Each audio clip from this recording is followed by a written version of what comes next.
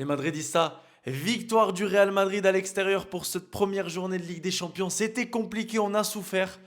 Victoire 3-0. Vinicius Junior, Luka Modric et Eden Hazard sont les buteurs. En revanche, Karim Benzema sort sur blessure. On en parle tout de suite dans un nouveau débrief. Allez, vamonos. Et tu nous en veux car on en fera toujours plus que toi. Les Madridistas, j'espère que vous allez bien, c'est Nono et on se retrouve dans une nouvelle vidéo. Elle est là la vidéo débrief de ce Celtic Glasgow Real Madrid avec cette victoire. Je veux commencer tout de suite les Madridistas avec cette composition, avec notre Belge Thibaut Courtois dans les cages, auteur d'un très bon match encore une fois décisif.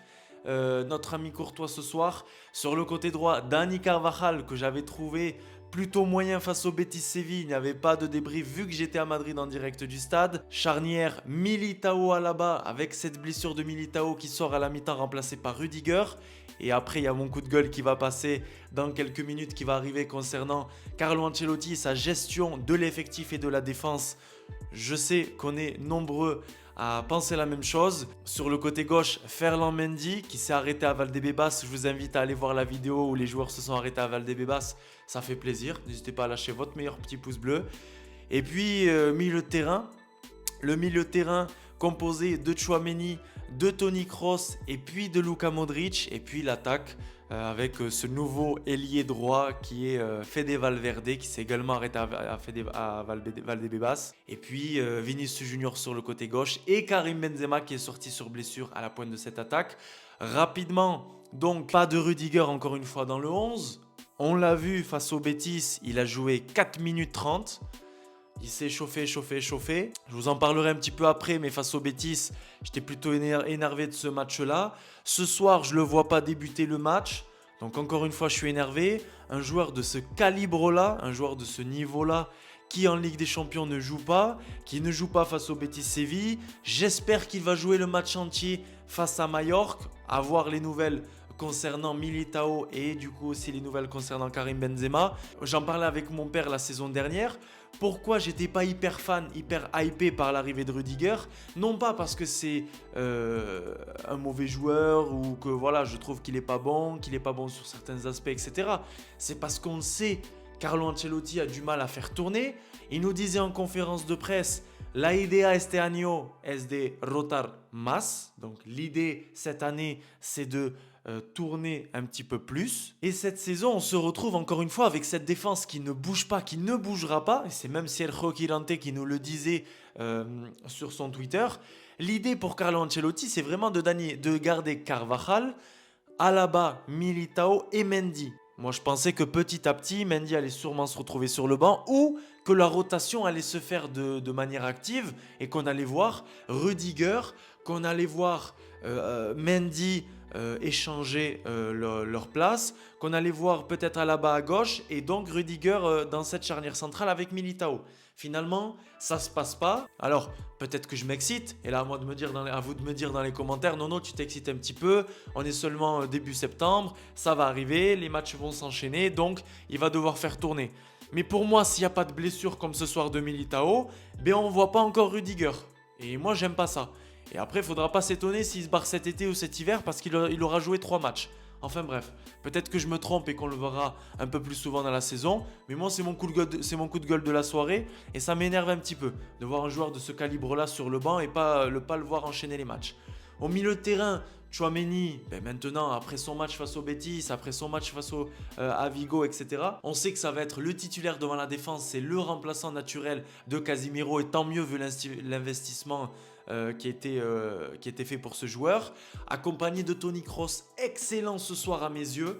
Encore une fois, dans la répartition, dans la distribution de ces ballons-là, avec ces petits ballons dans le dos des défenseurs, j'ai vraiment bien aimé. Les statistiques de Toni Kroos en première mi-temps sont complètement folles. Luka Modric, encore une fois à l'extérieur, il est en train de nous dégoûter l'Europe avec son extérieur magique.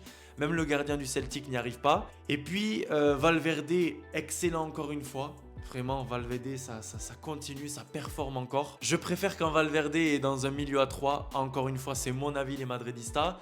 Et puis, Vinicius Junior. J'en parlais il y a 2-3 semaines avec mon cousin. Il me disait, ouais, alors Vinicius Junior et tout, t'en penses quoi cette saison, etc. La progression. Je lui disais, Pour moi, Vinicius Junior, maintenant, c'est vraiment un top player. Genre, c'est vraiment le mec qui vient déséquilibrer, c'est le mec qui vient apporter du danger, c'est lui qui termine les actions, c'est lui qui provoque les pénaltys, c'est lui qui provoque les coups francs. Il est partout. Je le trouve encore meilleur devant le but. Et on s'en rappelle, Carlo Ancelotti, dès son retour, dès son combat, qui nous disait Vinicius Junior, on va bosser pour qu'il travaille vraiment beaucoup sur cette finition-là. Il faut qu'il aille un peu plus rapidement sur les toques, sur les touchés de balle. Il faut que ce soit plus fluide, plus rapide. Et son dernier geste devant le gardien, voilà, ça doit être amélioré. Finalement, on se retrouve avec un Vinicius Junior qui ne cesse de me choquer. J'avoue, j'ai été très dur avec lui. Mais encore une fois, je le vois pile devant moi au Bernabeu ce samedi là, face au Betis. Le but qu'il met, il ne le mettait pas il y a 2 ans. Et aujourd'hui, sur cette passe magnifique de Fede Valverde, grosse dédicace au Padre qui me dit que c'est le replay de la finale de la Ligue des Champions finalement. Et les autres madridistas sur la chaîne, venez sur Instagram, on parle beaucoup. Et venez sur Romada dans la squad aussi, on parle beaucoup pendant le match, ça fait plaisir. Voilà, Fede Valverde pour Vinicius Junior qui réussit le geste parfait, qui met ce but là. Donc c'est hyper encourageant. Karim Benzema, il faut qu'on en parle, blessure, qui se tient le genou, qui demande rapidement le changement, ça sent pas bon. Et voilà, je le disais, je l'ai dit dans plusieurs lives et je l'ai dit dans plusieurs vidéos, on a un Eden Hazard finalement qui vient remplacer ce Karim Benzema, qui va sûrement être le remplaçant naturel de Karim Benzema lorsqu'il sera blessé ou suspendu. J'étais au Bernabeu samedi assis à côté d'un socio qui est socio depuis plus de 34 ans, qui me disait « Frérot, non, ce Karim Benzema ou ce Vinicius Junior, s'il y en a un des deux qui se blesse, ou si les deux se blessent, ou s'il y en a un qui est suspendu 1 ou 2 matchs pour une connerie, un carton rouge, ou une insulte, ou une poussette, on est mort. » Ça, on le sait tous, les madridistas. Le socio, comme les 80 000, les 70 000 supporters lors de ce match face au Betis, comme moi-même, comme vous, en face de votre écran. Si Karim Benzema n'est pas là, c'est un autre Real Madrid. Alors ce soir ça a super bien marché parce qu'effectivement c'est en deuxième mi-temps qu'on s'est mis à jouer. Parce que ce match il a mal commencé. On a eu, ça on le savait, avec leur ambiance, on sait que c'est compliqué. On a eu un Celtic Glasgow, une équipe Celtic Glasgow qui s'est mis à presser énormément. 2 corners en 5 minutes je crois. Un Courtois qui a dû être dans le match dès le début. On savait qu'ils allaient pousser énormément, ça c'était sûr. Ils étaient chez eux, on sait qu'il y a un gros public, on sait que les supporters sont très chauds. Ils ont voulu jouer très rapidement, les corners, les coups francs, les 6 mètres, ils jouaient très rapidement, un énorme pressing réalisé. Sauf qu'il y a une chose qui est positive de notre côté, on le sait depuis ce début de saison, ce Real Madrid, il fatigue les équipes. Ça c'est depuis tout le temps, c'est dans l'historique de notre club. On arrive à les fatiguer, on prend l'ascendant physiquement. Mais depuis ce début de saison, on l'a vu à Almeria où ils ont lâché finalement sur la dernière demi-heure. Idem pour le Celta Vigo qui en prend 4 à domicile à Balaidos. Idem pour le Betis Séville. Et finalement, ça se passe très bien ce soir les Madridistas avec cette victoire qui me fait plaisir. Et je dois en parler du coup. L'entrée d'Eden Hazard qui fait plaisir. Donc finalement, préféré à Rodrigo. Ça aussi, je l'ai vu passer sur le Instagram. Je vous le mettrai les Madridistas, ça fait vraiment plaisir. Un Rodrigo qui est laissé sur le banc, plutôt Eden Hazard. J'ai trouvé bien, il a pris 5 à 10 minutes pour se lancer et finalement il a décroché. Effectivement, c'est peut-être similaire au profil de Karim Benzema dans le sens où notre ami Eden Hazard, ben voilà, il décroche, il vient un petit peu plus bas, il tente les 1-2 et finalement c'est ce qui se passe sur le but de notre ami Vinicius Junior et sa samba avec la célébration mémorable. Mais il y a le geste technique qui est beau, donc c'est ça qui est dommage chez ce joueur Eden Hazard, c'est qu'il y a une base, technique qui est très belle et qui est très importante, qui est au-dessus de la moyenne, hein, honnêtement, on va pas se mentir. Mais depuis un moment, on ne le retrouvait pas. Moi, je suis hyper content. Je vois beaucoup de messages. Est-ce que tu es content pour Eden Hazard, pour le but, pour le geste sur le but de Vinicius Junior? Et bien sûr que je suis content. Moi, j'ai jamais voulu du mal à Eden Hazard. Juste que j'ai été énormément déçu et que moi, je comptais vraiment plus sur lui. Je vous le dis honnêtement. Pour moi, c'était du bonus Eden Hazard. Comme certains. Il y a les frérots, je leur passe tous le bonjour. Vraiment à toute la team qui est avec moi ce week-end. Mais pour eux c'est pareil, Eden Hazard c'est du bonus. S'il est là et qu'il marque et qu'il performe, tant mieux. Sinon on n'attendait pas grand chose de lui. Je pense que c'est le cas pour de nombreux Madridistas. Donc victoire 3-0 à l'extérieur. On se lance bien en Ligue des Champions, notre compétition.